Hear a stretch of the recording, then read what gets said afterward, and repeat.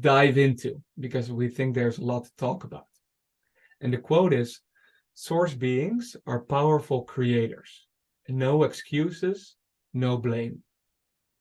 And last time we talked about blame and how easy that arises in us. And then we make the outside world responsible for how we feel. And this time we want to talk about excuses.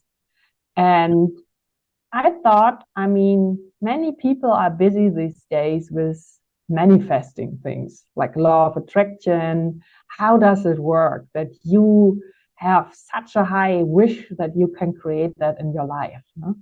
Yeah. And yeah, it actually, what came to my mind is this super good example. What everyone uses is this parking place. Yeah. To explain also how it works, how law of attraction works. You just wish yourself a parking spot and then you have it.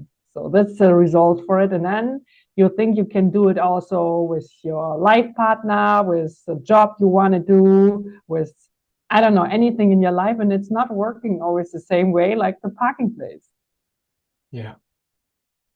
Because if you are searching for if you are manifesting a parking place, you have to do something.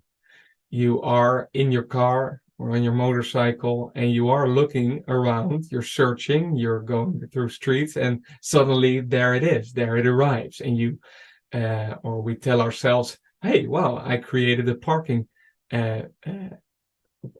space. But you actually did a couple of actions to make it happen.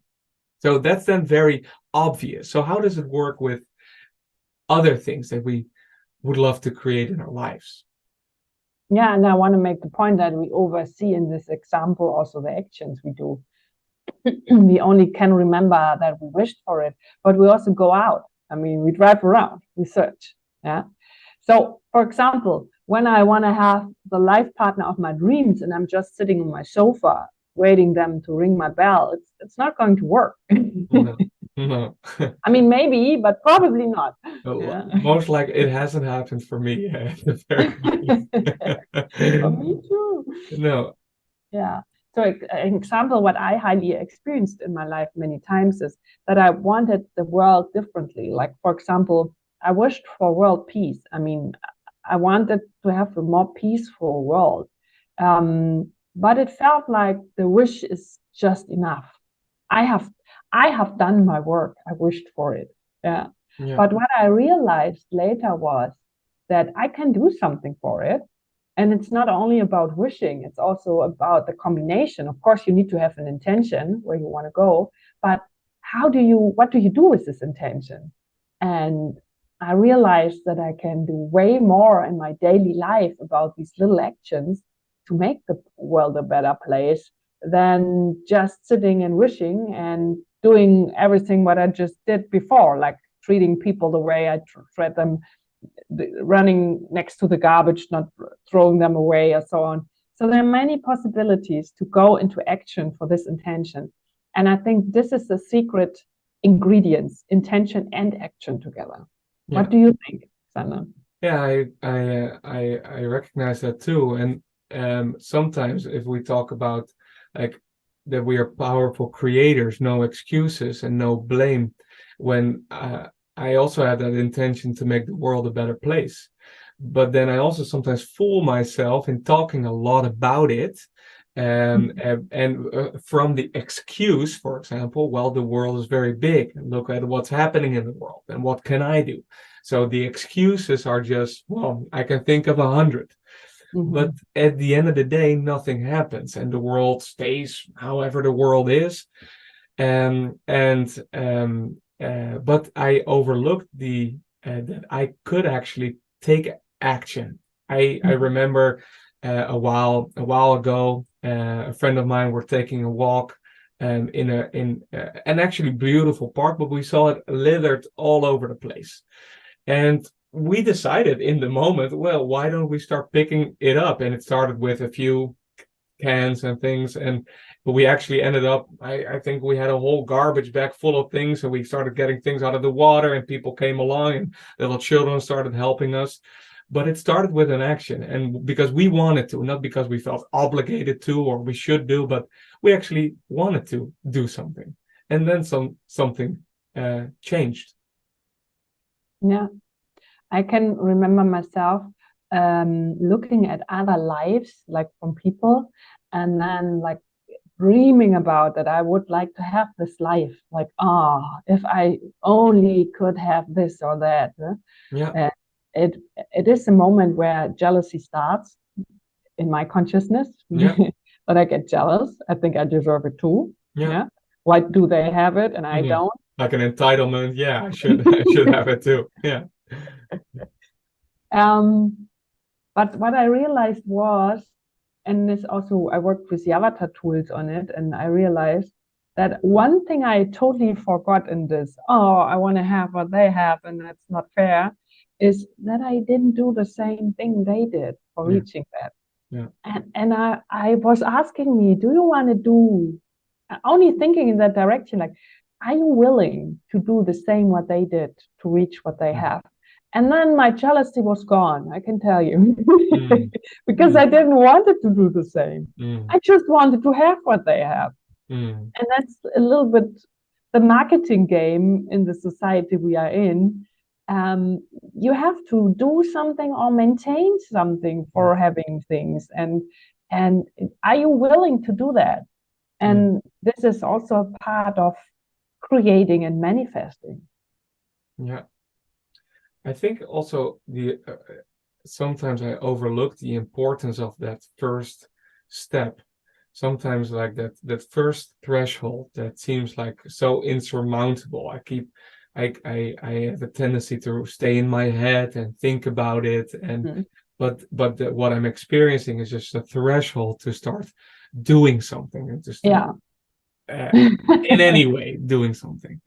But then when I start doing it, and maybe you guys know that as well, that it gets easier. You sort of get into a rhythm, and it's not perfect, definitely isn't, but you do feel good. So you want to continue in a way. I'd like to continue in a way. So I think to start creating what we actually want, taking that first step is not to be underestimated.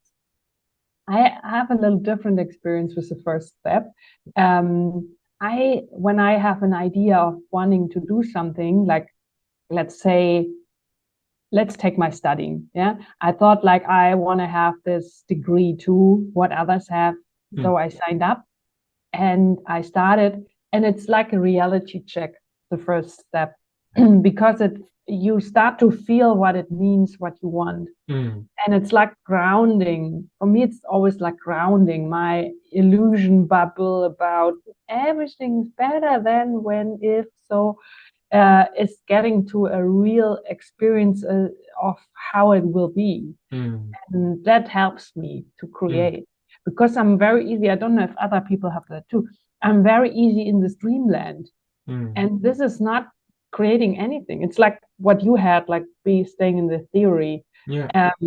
Dreamland is so nice, but I always feel I'm always the one who don't have the things, who want to have the things. But when I start and go into action, this bubble like explode. And then I can feel what it would mean, and it actually helps me also doing my steps and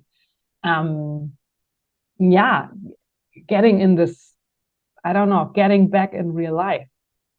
And what happens? What happened for you in your study? Did you felt that what it would take to create it, and did you want to keep going? I think it was way harder than I thought.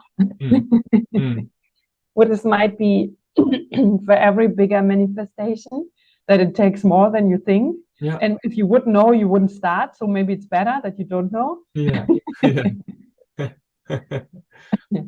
But I think it's the engine for it to keep going that you really wanted. So what was your question again? If you really wanted, when you realized what it would take, if you still wanted what you wanted with it. I had to restructure and accept that the way to reach it is differently like I thought how it will be, which I know very very much this it's a little disappointment, Mm. that it goes differently like I thought. But as soon as I had accepted it, it got easier. Mm. You're right. So that was the restructuring, that you Yeah, accepted it. yeah, How it how it yeah, was. Yeah, I had an experience the other day as well. I'm trying to learn something new. I'm trying to become a sporting instructor, and but I sort of had the idea in my head. Well, I know how to talk in front of groups. This is going to be easy, and of course, I can take some of the skills that I have already learned, can take it with me. But it's like teaching 20 people in a 1 hour a sporting lesson is way different than a day or whatever about consciousness or communication. It's a lot of different energy. And I did not know that. And I was made aware of that. And it sort of hit my ego too. Like, oh, I'm not as good as I thought I was. So I also had to accept that, oh, I'm in a learning process and I yeah, don't have to be able to do it right the first time. But yeah, I do want this. I do want to yeah, keep doing this and keep evolving and becoming the sporting instructor that I want to be. But I did have to accept where I was. I did have to take into account that reality check. But then it was also very enlivening for me. It made me feel more alive. I find it so Staying on the interesting. couch. Yeah, it's like what I hear also from you, and also what I experienced. It is manifesting needs to you need to restructure a lot in the process to Yeah. stick to the goal. I mean, you can also stick to the process, but Mm. then the outcome is maybe not the way you want. Yeah. But I mean, you still do how you wanted to do it, but then Yeah. you don't get what you want, maybe. Yeah. But if you keep on learning and restructuring and adjusting and taking in what's happening, Yeah. that's a stretch. That's And really I a think that stretch. is manifesting in the end something. Yeah, I think also because we change as a person through the process. We grow, we have different perspectives, and if maybe the saying is correct that if we want something else, or we need to change. And Yeah. that is something, if I sit on the couch hoping for something else to happen or that the world changes, I stay the same. It's probably not going to be any different for me. So if I am not don't have the things that I want, or am not experiencing the things that I want in my life, maybe I need to change. And allowed to change. I Yeah. mean, in the end, Mm. when we reach what we want, we are also always different people. And sometimes that's more important than what we reach. Yeah. Yeah. The Yeah. person we become. Yeah. Right. Nice. Okay. Another topic to talk about. Yeah. I think enough for today. Thank you for listening. Yeah. Thank you for listening. And if you have any viewpoints on how creating your reality has worked for you and what you found very helpful in the process, we'd love to hear from you. So leave a comment. And we see you next time on the Empowerment Podcast. See you soon.